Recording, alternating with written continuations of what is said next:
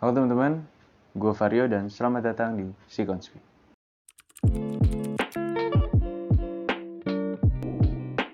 Oke, buat lo, terima kasih banget yang udah nonton video ini dan makasih juga buat lo yang udah ngikutin channel kita dengan cara subscribe. Terima kasih banget karena itu sangat berpengaruh bagi perkembangan channel kita. Lu baca mana, boy? Mau jadi jagoan lu? Preman. Oke, langsung aja ya. Karena di video kita ini, sekarang ini gue mau ngebahas tentang salah satu operasi yang sangat terkenal di zamannya, yaitu adalah Operasi Petrus. Bukan Operasi Petrus sih, pelakunya adalah Petrus. Jadi langsung aja deh.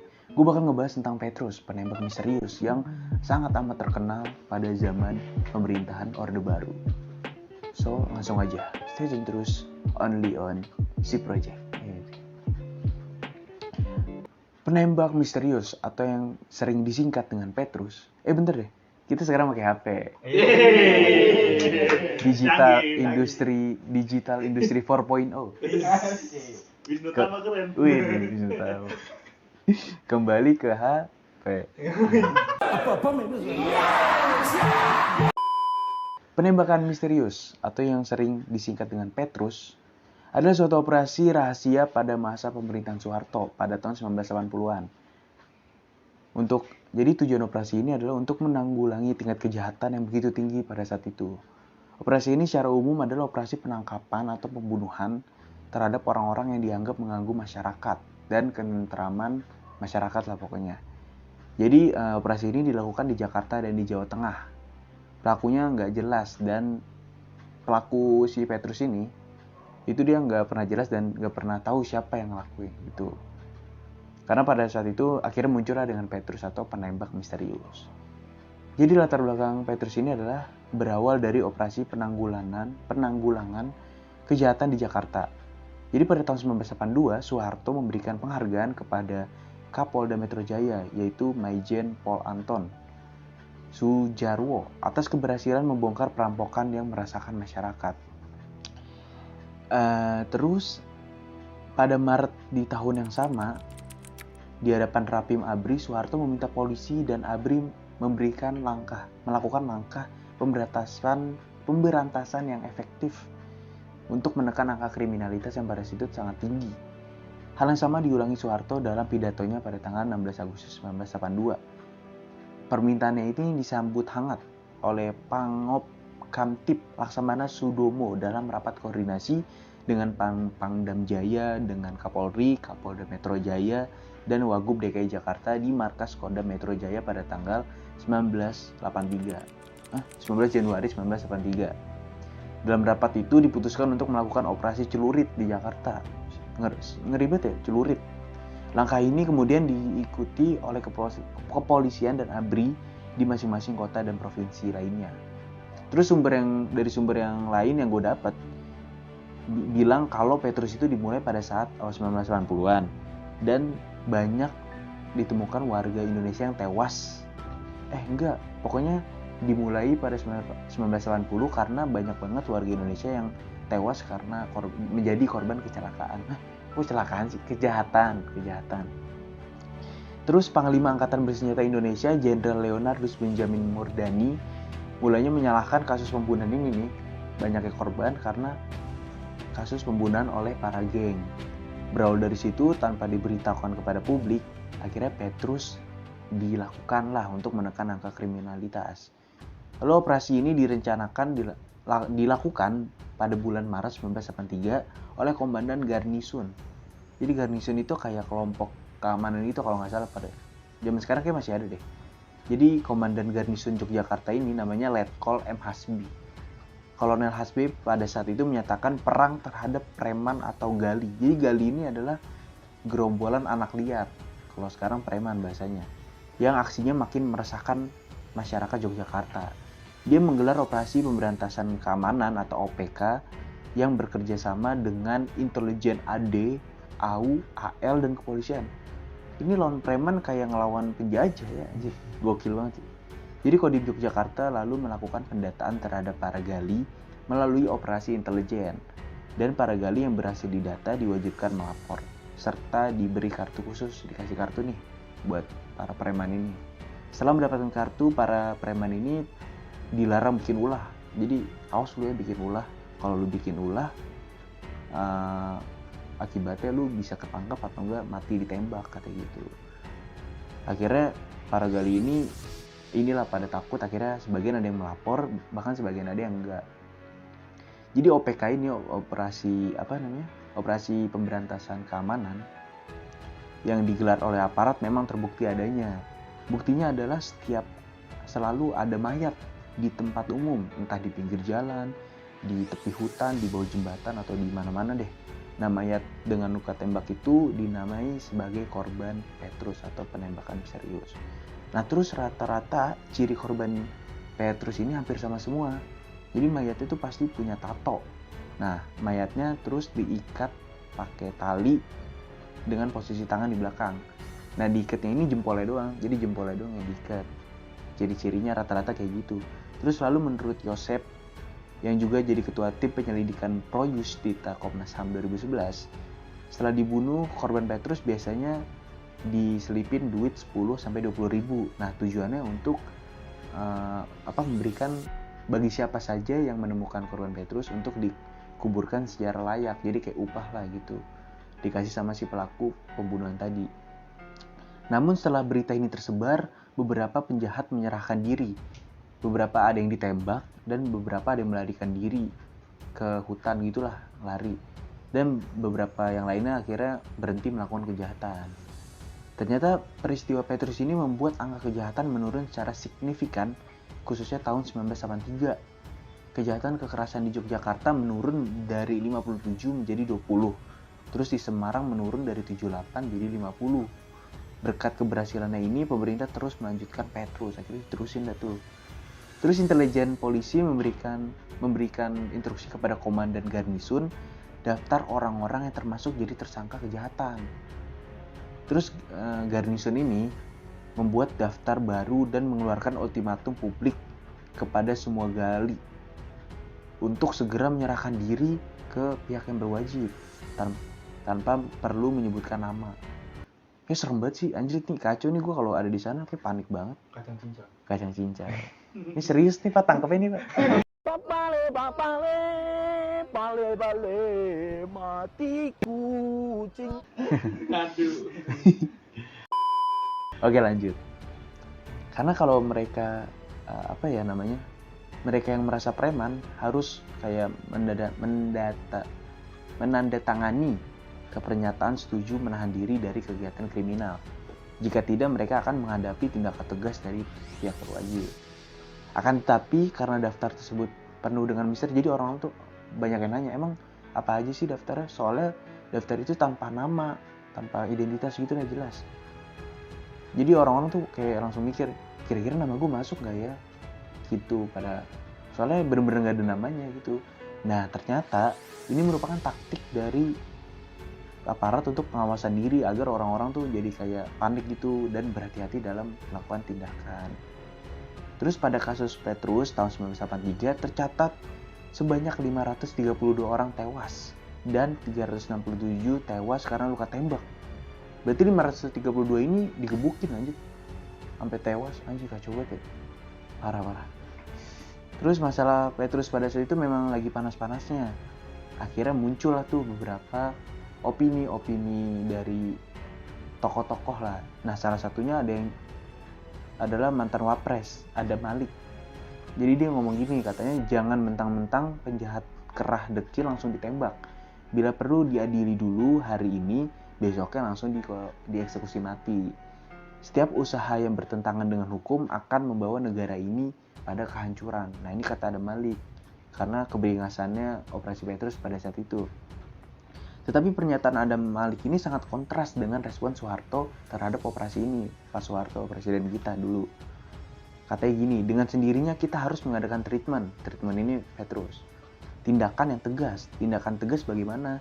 Ya harus dengan kekerasan. Tetapi kekerasan itu nggak cuma dor-dor gitu, nggak asal nembak. Bukan begitu. Tetapi yang melawan, yang mau tidak mau harus dibunuh. Ditembak kata Soeharto gitu. Lalu mayatnya ditinggalkan di tempat umum, itu merupakan shock terapi. Buset, parah banget ya Soeharto. serem cuy. Terus terapi gitulah pokoknya. Katanya tuh supaya orang banyak yang mengerti bahwa perbuatan jahat masih ada yang bisa ditindak dan mengatasinya. Setelah akhirnya banyak pro dan kontra tentang operasi ini, dan Indonesia sempat dikasih tekanan oleh Amnesty International untuk memberhentikan operasi ini pada 1985. Sejak dimulainya pengunjung 1982 dan sampai berakhir, kira-kira nih udah 1.000 orang yang tewas karena operasi Petrus ini. Kacau banget nih. Berdasarkan data dari Kontras, puncak tertinggi korban Petrus pada 1983, yaitu jumlah orang yang tewas adalah 781 orang. Kacau nih anjir. Dan akhirnya pokoknya diberhentiin lah tuh pada 1985 diberhentiin, akhirnya operasi Petrus diberhentikan permanen oleh pemerintah Indonesia setelah mendapat kecaman dari dunia luar. Dan gue juga dapat nih cerita dari tempo.co. Jadi tuh dia tempo.co sempat ngewawancarai salah satu korban selamat Petrus. Ini gue bacain kali ya, enak ya. Nih, jadi gini. Komisi Nasional Hak Asasi Manusia mendorong Kejaksaan Agung untuk membuka kasus penembakan misterius dan membawanya ke pengadilan. Ketua Tim Ad Hoc Penyelenggaraan HAM Yosep Adi Prasetyo mengatakan jumlah korban peristiwa misterius tahun 1982 sampai 1985 mencapai 10.000 orang. Dari sekian orang yang dianggap preman oleh pemerintahan Orde Baru, seorang diantaranya adalah Trimurjo alias Kentus. Kentus apa Kentus ya? Ini orang yang selamat. Jangan tahu nih, asli nih cerita nih. Mengerikan. Lanjut ya. Jadi gue ceritain nih dari Tempo. Trimurjo ini alias Kentus ini, ia menceritakan betapa ia sangat menderitanya akibat operasi Petrus. Siapa saja yang dianggap preman pasti mati ditembak secara misterius. Satu persatu nyawa teman-temannya hilang. Nama-namanya nih, ada Wahyo, ada Tetuko, ada Kojur, ada Iren. Banyak deh nama-namanya. Terus karena dia panik akibat beberapa temannya mati, kayak si Kentus ini bersama Monyol dan Mantri ini dan dua target yang lainnya minta perlindungan ke LBH di Jakarta pada 1983. Mereka mengadu kepada Adnan Buyung Nasution. Jadi beliau ini adalah mantan anggota Dewan Pertimbangan Presiden. Dan ada Yap Tiam Hin, pejuang HAM. Ini mungkin kalian tahu ya. Sama Abdurrahman Saleh, mantan Jaksa Agung, dan Magdir Ismail itu pengacara. Jadi berbekal informasi yang minim nih, katanya jurnalis Tempo yang wawancaran ini benar-benar kayak belusukan ke perkampungan dan akhirnya ketemu nih sama si Kentus ini. Akhirnya diinterview lah. Nah pertanyaannya kayak gini, bagaimana kisah Anda jika jadi target Petrus? Terus kata Kentus gini jawab, kalau di sini di Yogyakarta disebutnya OPK. Itu rame-ramenya akhir tahun 1982. Saat itu sedang ramainya kampanye, jadi saya ini sempat disuruh jadi pengawal Golkar, kayak semacam satuan tugas lah.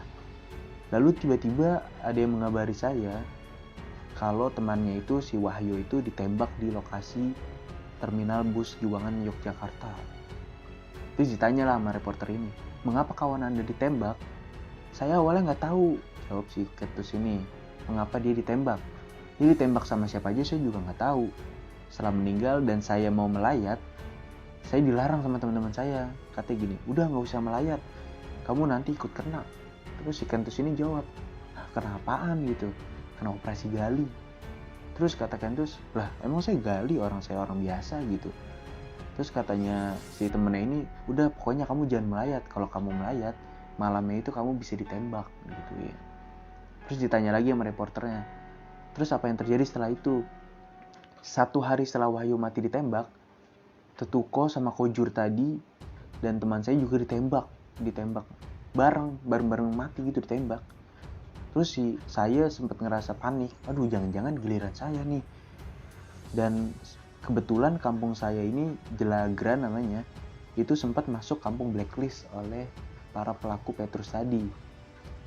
Lalu setelah itu ada temennya si Iren itu meninggal juga. Nah Iren itu katanya meninggalnya yang paling parah, dia ditembak di kandang babi di depan anak dan istrinya. Terus ditembaknya juga di berondong peluru.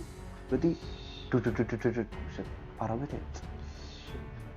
Setelah itu Ira meninggal dan saya semakin resah, kata si Kentus. Terus ditanya lagi, setahu Anda berapa banyak orang yang dianggap gali di Yogyakarta dan ditembak mati?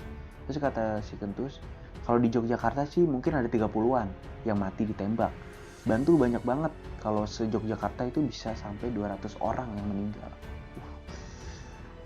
Terus ditanya lagi lah, menurut Anda mengapa mereka ditembak? Lah itu justru yang saya mau tanya, kenapa mereka menembak? Kenapa mereka tuh sampai dibunuh gitu? Kami waktu itu cuma jadi pengawal Golkar, tapi kalau Wahyu itu kerjaannya di terminal, jadi jualan tiket. Tentu kok sama Kojur itu juga sama, jualan tiket. Dan anehnya kenapa mereka dianggap gali, dianggap preman lah gitu. Terus kalau saya, ini si Kentus yang ngomong, saya kan memang hidup di jalanan, tapi saya nggak pernah mencuri, apalagi malak. Kalau berantem ya pernah lah, siapa sih yang nggak pernah berantem gitu. Ngomong gitu katanya. Terus ditanyain lah sama reporter tadi, Anda juga jadi target? Terus kata si Kentus, saat saya di SMA Bhinneka sempet ada 3 orang yang mencari saya. Nah itu yang 3 orang itu aparat semua. Satu yang saya kenal sebagai polisi, sebagai pakaian preman. Saya baru masuk kerja dan kebetulan ada di lantai atas. Saat 3 orang itu mencari, kepala sekolah saya bilang, oh udah keluar orangnya tadi. Terus 3 orang itu pulanglah turun. Lalu ditanyain lagi nih sama wartawannya, apa yang Anda lakukan setelah melihat teman-teman Anda tewas ditembak? Katanya gini, di kampung saya itu ada yang dituakan, ada 3, ada Pak Konyol, Pak Mantri, dan saya. Terus waktu itu dia sempat berembuk, katanya gini, kalau misalnya kita nggak pergi ke Jakarta, wah kacau nih pasti gitu. Akhirnya mereka menyuruh seorang bocah kampungnya dia, kampung sini, untuk beli tiket kereta api tujuannya Jakarta ke kantor LBH. Terus kata Pak Kentus nih, kami naik kereta sejauh utama. Saat itu kereta sudah jalan, terus kami kejar tuh, akhirnya bisa lah dapet dan akhirnya sampai di Jakarta. Terus pas di Jakarta tuh dia bingung, LBH aja, saya bingung nih maksudnya Pak Kentus ya. LBH apa? Saya bingung tuh kantor LBH di mana. Pokoknya benar-benar asing lah. Dan akhirnya saya ada ide kalau pergi ke kantor Kompas. Saya minta tolong salah satu wartawan Kompas yang dari Yogyakarta untuk mengantar ke LBH di Jalan Diponegoro. Di LBH ketemu sama Abdul Rahman Saleh, Yaptia Mihin, dan Adnan Buyung Nasution. Saya omongin deh tuh semuanya di sana. Terus kata wartawannya, apa tanggapan LBH? Kata Pak Buyung, ini soal OPK toh, penembakan itu toh, gitu dijawablah. Pak Yap bilang ini urusan kecil. Saya jawab urusan kecil tapi orang-orang di Yogyakarta itu dibunuh Pak gitu. Pak Yap menangani kasus-kasus besar, lalu saya diserahkan ke Pak Buyung, Pak Arman, dan Pak Mandir Ismail yang pengacara. Pak Mandir masih sangat muda, kayaknya baru lulus kuliah pada saat itu. Saya disuruh menginap di LBH. Waktu itu yang menangani OPK adalah Dandim Yogyakarta. Saat itu dijawab oleh Pak Hasbi tadi. Nah pas dia nginep, Pak Hasbi tahu nih kalau mereka bertiga ada di Jogja. LBH ditelepon nih sama Pak Hasbi, katanya suruh menyerahkan saya bertiga nih, suruh diserahin. LBH nggak mau. Lalu LBH meminta surat jaminan hidup. Jika tidak ada surat jaminan hidup, maka kami tidak dipulangkan, kata gitu. Lalu Hasbi mengeluarkan surat jaminan hidup. Suratnya dikirim ke Pak Buyung dan kawan-kawan di LBH. Lalu ditanya nih, Anda balik ke Yogyakarta bersama siapa? Kami pulang ke Jogja naik kereta api. Yang mengawal kami itu adalah Magdir Ismail. Sampai di Yogyakarta, kami dijemput oleh 4 tentara pakai tutup kepala dan senjata laras panjang. Padahal nih rakyat sipil tapi bener-bener kayak teroris aja. Kayak kriminal tinggi banget. Terus kalau sekarang tuh iya bener kata Pak Kentus nih kayak teroris lah katanya gitu. Terus dipanik-panikin sama sama tentaranya, sempat dipanik-panikin. Terus Pak Magdir ngomong, kalau Anda mau menembak, tembak saya dulu yang mengawal, digituin kata Pak Magdir. Terus dari LBH yang menyebut kami ada Pak Artijo Alkosar juga ngomong katanya gini, tembak saya aja mendingan, gituin. Dan akhirnya tuh para aparat itu pada mundur. Terus ditanya lagi, setelah dari stasiun Anda dibawa kemana? Saya sama LBH dibawa ke rumah Bu Marni Basyarudin. Beliau ini adalah orang LBH juga. waktu di rumah sering ada teror. 3 hari di rumah Bu Marni ada teror telepon masuk. Terus rumah ada yang bilang mau digranat, mau dibom, buset. Bener-bener kayak ini ya, kayak teroris. Padahal ini orang rakyat sipil aja. Kacau. Terus Bu Marni tuh sampai stres. Akhirnya diserahin lagi lah LBH ke Kodim Magdir, ke Kodim oleh Pak Magdir tadi. Terus dititipin di kantor Kodim di Jalan Sudirman Yogyakarta. Terus dimasukin sel buat nginep, tapi nggak ada penyiksaan sih. Nah tapi di tembok selnya itu banyak darah yang berceceran. Kacau, serem sih, serem. Terus ditanya lagi nih sama wartawannya, Anda diteror? Terus kata Pak Ketus, kami diteror, mau dibunuh ada. Pokoknya sempat diteror dibunuh deh gitu. Ada tentara yang bilang temanmu sudah mati dan kamu akan dibunuh digituin. Akhirnya pokoknya teror-teror gitulah. Akhirnya kami makan pun beli sendiri Pak Ketus ini sama teman-temannya. Dari Kodim, mereka ini diserahkan ke Polres selama 5 hari. Kami di sel, tetapi pintu sel nggak dikunci. Tapi sel lain penuh. Setiap hari saya diinterogasi. Saat di Kodim diperiksa juga. Bahkan pengusaha-pengusaha Cina di Malioboro dikumpulkan untuk ditanyain apakah saya pernah meminta uang kepada mereka. Tidak ada yang bilang pernah. Jadi mereka tuh pada jawab, oh nggak pernah nih Pak. Soalnya kalau misalnya ada satu aja yang ngejawab nih pernah, pasti saya langsung ditembak di situ. Terus serem ya. Terus ditanya lagi nih, apa yang Anda lakukan setelah keluar dari tahanan? Selama 8 tahun saya tidak kerja, saya stres. Setiap Senin saya harus apel di kantor Koramil selama 6 tahun.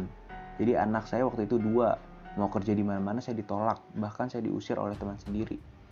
Jika ada rumah orang yang saya ada di situ, pokoknya jika dia mengunjungi rumah orang, dan pasti rumah orang itu bakal dikelilingin sama intel.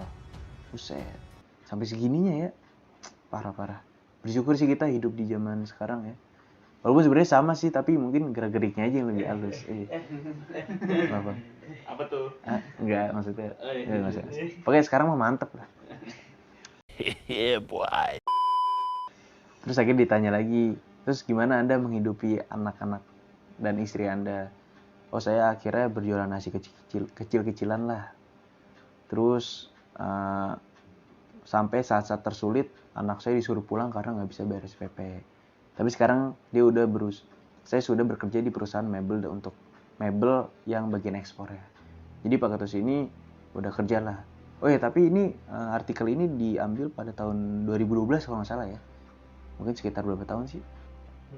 9 tahun yang lalu ya. Ya itu dia. Tapi di episode kali ini kita nggak bahas konspirasi sih. Kita tetap kita justru kayak cerita tentang fakta-fakta yang terjadi pada saat Operasi Petrus berlangsung pada tahun 80-an. Jadi mungkin lu kali aja ada informasi tambahan tentang operasi ini, bisa banget komentar di bawah. Bener sih. Serem sih anjir, sampai sekarang gue masih kepikiran aja, kayak ngebayangin kalau kita ada di posisi itu. Bener-bener. LBH tuh banyak apa tuh LBH? LBH itu Lembaga Bantuan Hukum. Bener.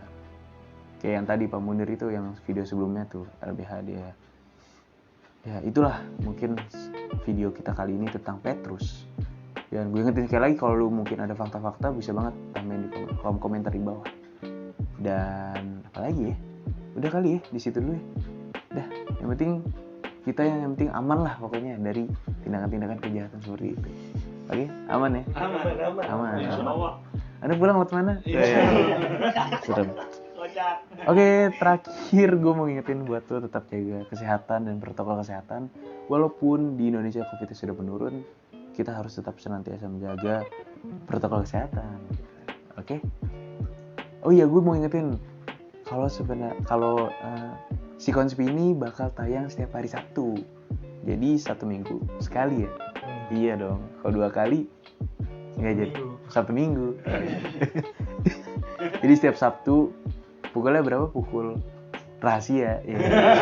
Pokoknya tungguin aja. Makanya subscribe biar lu tahu tentang update-update dari channel ini.